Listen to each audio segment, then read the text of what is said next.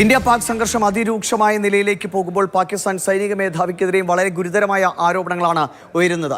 പാകിസ്ഥാൻ സൈനിക മേധാവി അസീം മുനീർ തീ കൊണ്ട് കളിക്കുന്നു എന്ന നിലയ്ക്കുള്ള പ്രതികരണങ്ങളാണ് പലയിടങ്ങളിൽ നിന്ന് ഉയരുന്നത്. അതിൽ ഏറ്റവും പ്രധാനപ്പെട്ട വിമർശനം മുൻ മേജറായ ആദിൽ രാജ അസീം മുനീറിനെതിരെ ഉന്നയിക്കുന്നതാണ്. അത് പെഹൽഗാം ഭീകരാക്രമണത്തിന് പിന്നിൽ കളിച്ചിരിക്കുന്നത് അസീം മുനീറാണ്.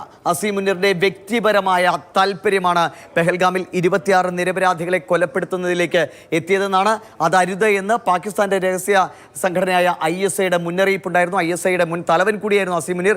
പക്ഷേ ISIയുടെ മുന്നറിയിപ്പുകളെ അവഗണിച്ചുകൊണ്ട് വലിയ പ്രത്യാഘാതം നേരിടേണ്ടി വരുമെന്ന് ISI പറഞ്ഞു. പക്ഷേ അതിനെ മുഴുവൻ അവഗണിച്ചുകൊണ്ടാണ് പെഹൽഗാമിൽ ഇങ്ങനെയൊരു ഭീകര ആക്രമണത്തിന് അസീം മുനീർ തുനിഞ്ഞിറങ്ങിയത് എന്നാണ്. ഒപ്പം തന്നെ ഇമ്രാൻഖാനെ പാകിസ്ഥാൻ മുൻ പ്രധാനമന്ത്രി ഇമ്രാൻഖാൻ ഇപ്പോൾ തടവിലാണ്.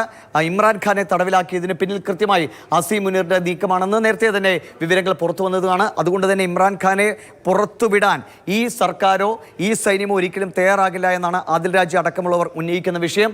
മനുഷ്യാവകാശ പ്രവർത്തകരെ അടിച്ചമർത്തുന്ന സമീപനമാണ് അസീം മുനീർ എക്കാലവും സ്വീകരിച്ചിരിക്കുന്നത്.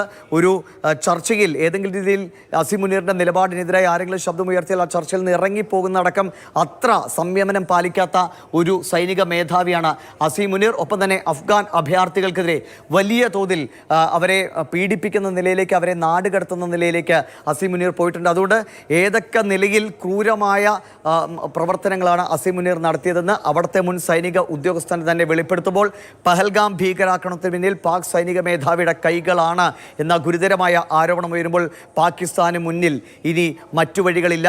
ഇന്ത്യ ആവശ്യപ്പെടുന്നത് പോലെ അല്ലെങ്കിൽ ഇന്ത്യയുടെ ഈ തിരിച്ചടികൾ ഏറ്റുവാങ്ങാൻ പാകിസ്ഥാൻ നിന്നു കൊടുക്കുകയേ നിർവാഹമുള്ളൂ.